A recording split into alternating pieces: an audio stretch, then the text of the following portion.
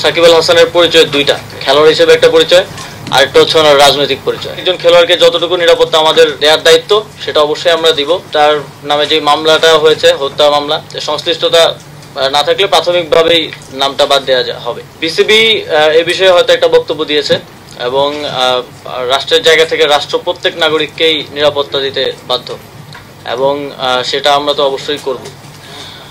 এখানে সাকিব আল হাসানের পরিচয় দুইটা, এটা আমাদের মনে রাখতে হবে। খেলোয়াড় হিসেবে একটা পরিচয় আর একটা হচ্ছে ওনার রাজনৈতিক পরিচয়। উনি আওয়ামী লীগের প্যানেল থেকে একজন এমপি ইলেকশন করেছিলেন। তো মানুষের মধ্যে তো এই দুইটা নিয়েই মিশ্র প্রতিক্রিয়া আছে। এখন খেলোয়াড় হিসেবে আমাদের একজন খেলোয়াড়কে যতটুকু নিরাপত্তা আমাদের দেওয়ার দায়িত্ব সেটা অবশ্যই আমরা দিব।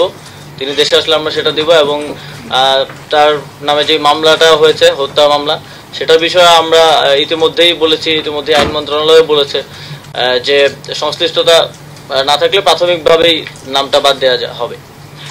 কিন্তু ওনার রাজনৈতিক পরিচয়ের কারণে জনগণের মধ্যে যদি ক্ষোভ থাকে, তাহলে মনে করেন আমার নিরাপত্তার জন্য কয়জন, 5 জন পুলিশ কনস্টেবল থাকে আর একজন গানম্যান থাকে।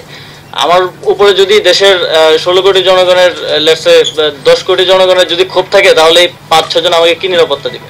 আমারও তো সেক্ষেত্রে নিরাপত্তার সুযোগ নেই। তো সেক্ষেত্রে জনগণের যদি কোথাও ক্ষোভ থাকে, সেটাকে তো আমাকে রিডিউস করতে হবে আমার কথা দিয়ে। তো আমার মনে হয় যে ওনাকে ওনার জায়গাটা পরিষ্কার করা প্রয়োজন। রাজনৈতিক জায়গা থেকে ওনার যে রাজনৈতিক অবস্থান সেটা নিয়েও কথা বলা প্রয়োজন। অলরেডি মাশরাফি বিন মুর্তজা বোধহয় কথা বলেছেন সেই বিষয়টি নিয়ে। তো জনগণের পক্ষ থেকে যদি নিরাপত্তা ঝুঁকি থাকে, সেটা কেউই কাউকে আসলে দিতে পারবে না। শেখ হাসিনাকেও তো নিরাপত্তা দেওয়া যায়নি, তাকে দেশ ছেড়ে পালাতে হয়েছে।